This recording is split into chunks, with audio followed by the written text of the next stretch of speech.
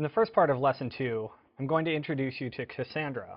I'll talk a little bit about the project and what it's good for, and then we'll go into actually installing it on our Ubuntu server. So Casandra is all about structured storage.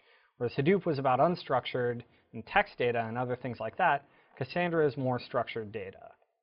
So structured data is kind of like tables in a SQL database. You have records, you have rows, and you have columns. It's fast, so it has fast write times and fast query times. Fast enough so that you can write data to the database while a user waits for a request to return, or query, obviously, for data that you're going to show on a page. So more about Casandra specifically, it's modeled after Google's BigTable project. It's distributed, which means it's meant to run on multiple machines, which is obviously a very important feature if you're working with big data. One thing to note is that it's a column-oriented database, which is very different than a SQL database, which is a row-oriented database. This means the columns you have in a row don't necessarily have to be predefined, and not all rows, even within the same table or column family, have to have the same columns. Originally, it's open source and was originally written at Facebook, but it has since gone on to find a new home in other companies and be developed by other corporations. So companies like Twitter and LinkedIn and Netflix use it. Each of these companies has large clusters of hundreds of servers running Casandra and processing terabytes of data. So let's look at some of the properties of a column-oriented database.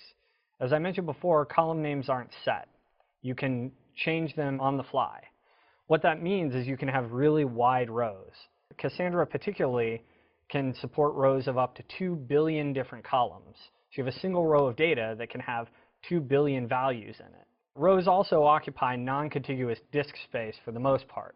So what that means is when you're accessing a row, it's more like hitting a key value store. So a row is identified by a key, and then the columns are actually occupying contiguous space.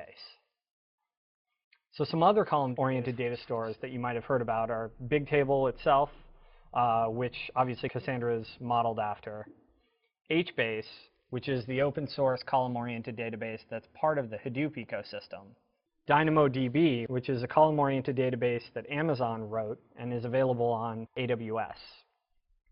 So I want to briefly introduce the CAP theorem, which is important when you're talking about Casandra and distributed systems in general. So the CAP theorem states that when you're designing a distributed system, you have 3 different properties that you care about when you're writing data or communicating. You're worried about consistency, which is when you write data into a specific machine, is it going to remain consistent across all the other machines on the cluster? Is it going to be the same? You're also worried about availability, which means if one of the machines in the cluster goes down, are you going to be able to write data in and read data out?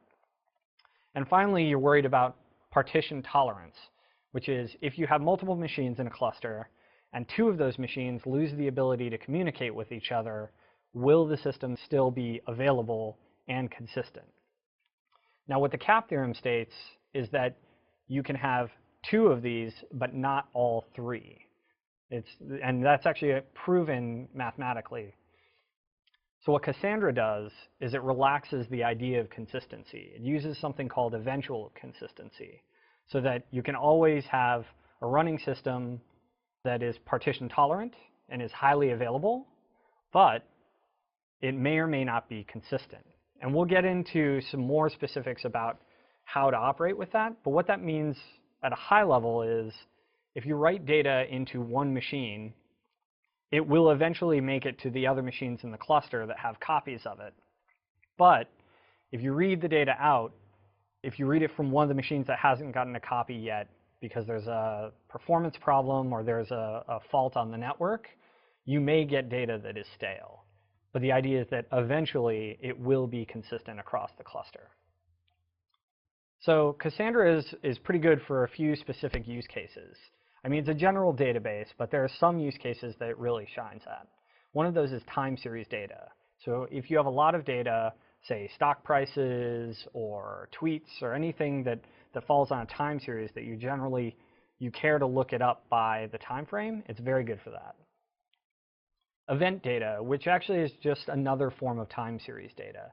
So these could be, like I said, tweets in a timeline or in an activity stream, or even log events that are occurring. So timelines in Twitter is one of the famous examples that Cassandra was used for. One of the open source examples that you can get shows, okay, if you have a user who has tweets, how do we actually create like highly efficient timelines that you can look up quickly? And generally, it's good for data that's very high volume. If you have a lot of data writes coming in, and you have a lot of data, like more than will fit on a single machine, Cassandra is a good candidate for this. So let's get on to the install. All right, we want to be in our Ubuntu server, and the first thing we want to do is grab Cassandra. Now, we're going to be using DataStax's version of Cassandra. DataStax is a company that has an open source version of Cassandra and also a proprietary version, but many of the people who work at DataStax are core contributors to the project. And they have a very good distribution of Cassandra, just like Cloudera has a very good distribution of Hadoop. So we're going to use their copy of Cassandra to work with. First, we're going to want to get that.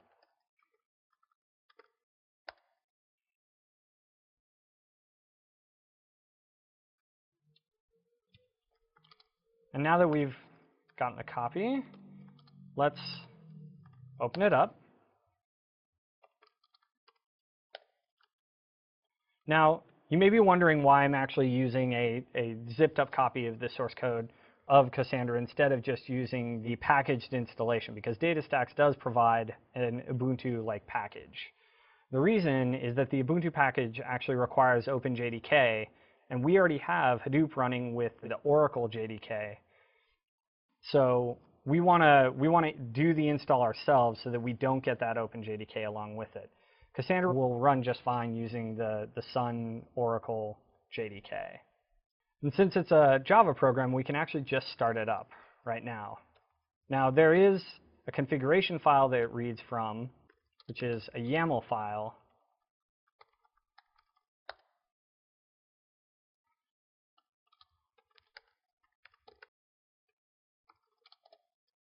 We can see that here.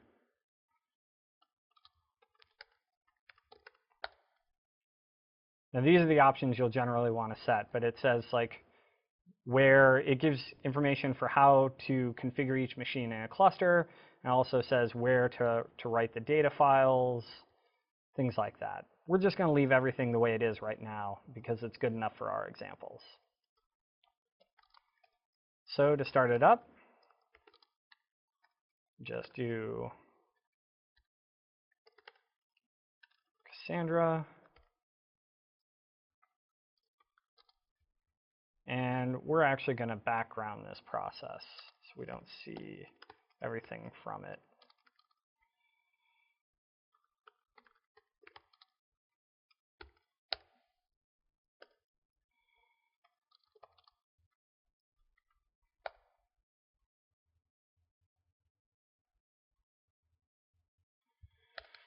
Let's see what it output.